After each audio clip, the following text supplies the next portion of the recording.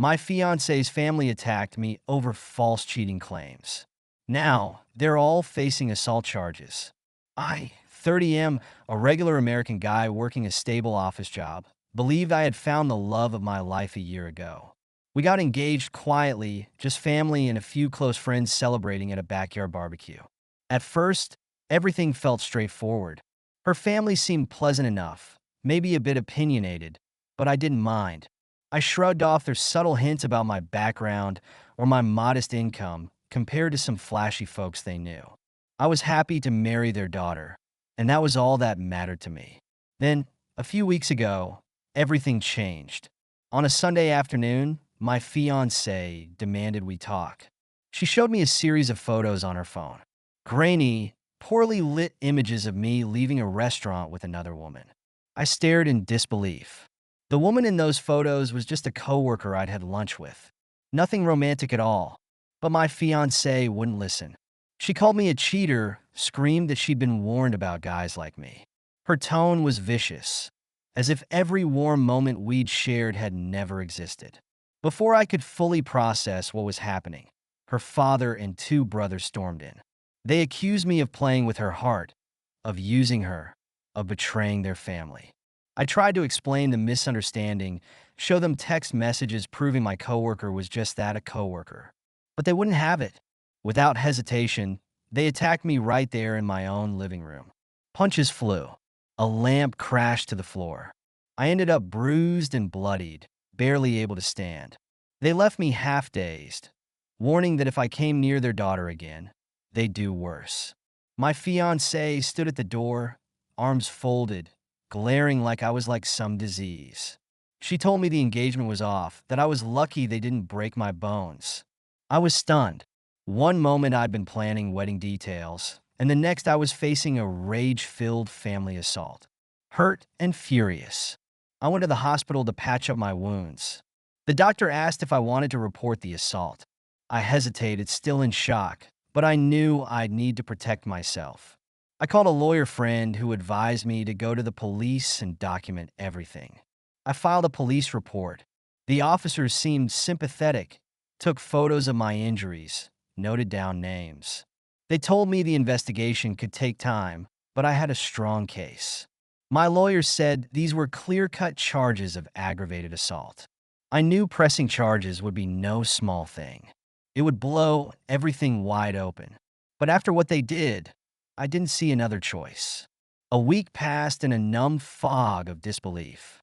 Then I got a call from a distant relative of my fiancée, someone who knew something crucial. "You need to know the whole story," he said quietly. I braced myself. I had no idea just how deep the betrayal ran. The next evening, I met that distant relative, an uncle who lived 2 states over, only coming to town for big family events. We met at a diner off the highway. He looked uneasy, glancing around before speaking. "You deserve the truth," he said quietly. "Your fiancé's mother engineered this. She never liked you, never thought you were good enough. She wanted her daughter to marry her friend's son, a wealthy guy with family connections." I leaned forward, heart pounding. "What does that have to do with these fake cheating photos?" I asked. He sighed. "Her mother hired someone to follow you, snap ambiguous pictures, and twist them into a scandal. She fed lies to your fiancé, told her you'd been seen around town with other women, spread rumors you were living a double life. By the time you got home that day, your fiancé was primed to see you as a villain. Her dad and brothers, well, they're hot-headed. She knew if they believed you cheated, they'd lash out, scare you off."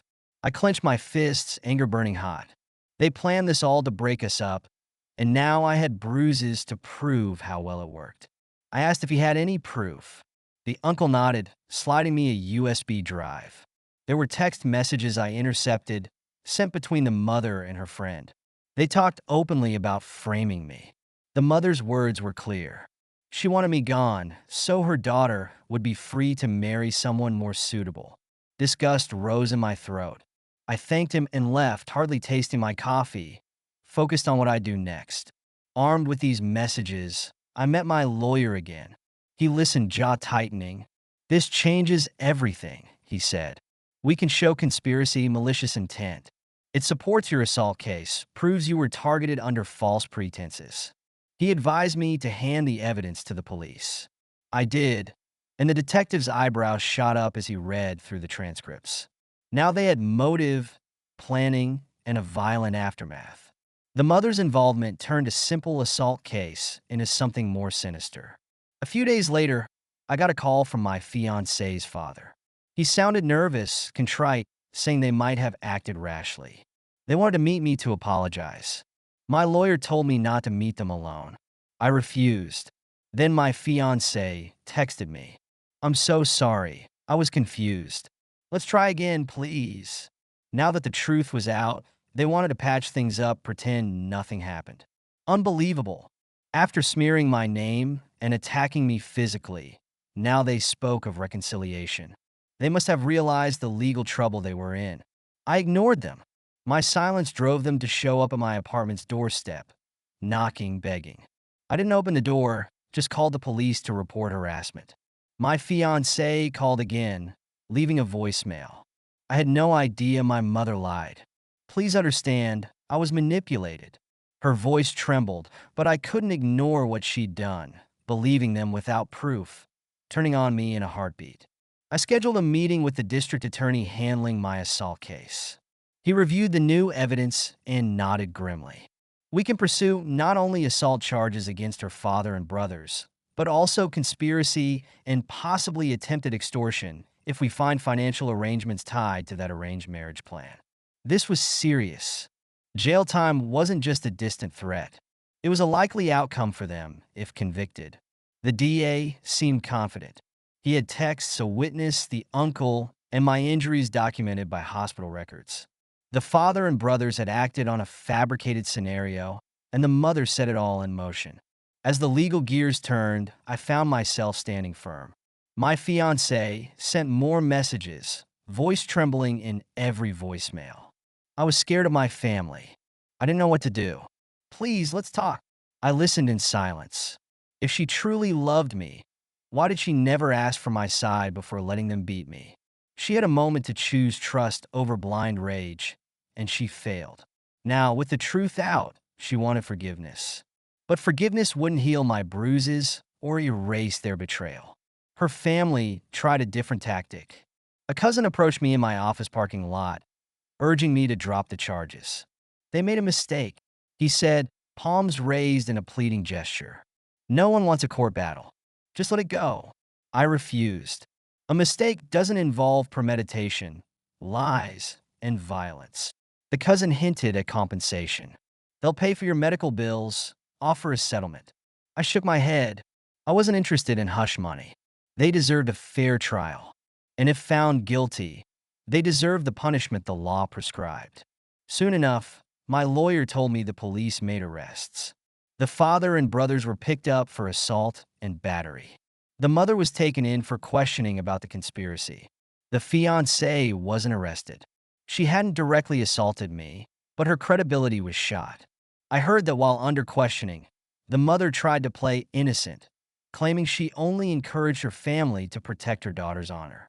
The police had the text, though, showing how she egged them on, planned the fake evidence, and arranged the timing. The father and brothers tried to say they were just defending their daughter's dignity. But the detectives didn't buy it. They knew the difference between defending honor and orchestrating a violent ambush. My fiancée grew desperate. She begged me to meet at a cafe near the courthouse. Against my lawyer's advice, I agreed, so long as I could bring a friend to witness. She arrived looking worn, eyes rimmed red. "I've lost everything," she sobbed. "My family's facing charges. We might lose our home. Please, can't we solve this outside of court?" I stared at her across the table, remembering how easily she believed the worst of me. Her apology fell flat. She had chosen her side when she let them pummel me over a fabricated rumor. I leaned forward, speaking quietly, so my friend could hear. "You believe a lie without giving me a chance. You stood by while they assaulted me." I was left bleeding on the floor. "Now that the truth is exposed, you want me to drop it and move on?" She sobbed, hands trembling. I was scared of my parents. My mother insisted you were cheating. She said your coworker lunches proved it. I didn't know what to believe. I shook my head. If you loved me, you'd have asked for my side. You would have demanded proof, confronted me calmly. Instead, you let them beat me. Now you've faced the law, not because of me, but because of what you all chose to do. She tried reaching for my hand, but I pulled away. I'm pressing charges. I'm going through with this. They deserve to face the consequences of their crimes. If you think love means turning a blind eye to violence and lies, then you never understood me at all. She broke down crying. She begged again. But I was done. I stood up, left her at that table, and returned home. In the following weeks, the legal process unfolded. The father and brothers were indicted for assault. The mother faced conspiracy charges. The DA was confident, and my lawyer kept me informed. The family, once so proud and entitled, now squirmed under the scrutiny of the justice system. They tried everything, plea deals, sob stories, but the evidence was too strong. On the day of the trial, I testified calmly, describing the assault and the deception leading up to it.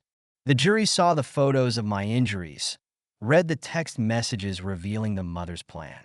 They heard testimony from the uncle, who'd come forward. They listened to the defense try to spin it as a misunderstanding. But the facts were undeniable. The verdict, guilty. The father and brothers received prison sentences for aggravated assault. The mother got time for conspiracy. They would all have permanent criminal records. My former fiancée, though not criminally charged, lost her standing in the community. People knew what happened. She tried to contact me after the sentencing, but I blocked her number. I refused to entertain any more pleas. In the aftermath, I reclaimed my life. The bruises healed, and I began to trust myself again. I learned a painful lesson. Love without mutual respect and trust isn't love at all. Justice prevailed this time, proving that schemes built on lies and brute force can collapse under the weight of truth. Thank you so much for listening to my story. If you have any thoughts, I'd love to hear them, so please leave a comment. Don't forget to like and subscribe if you want more stories like this one.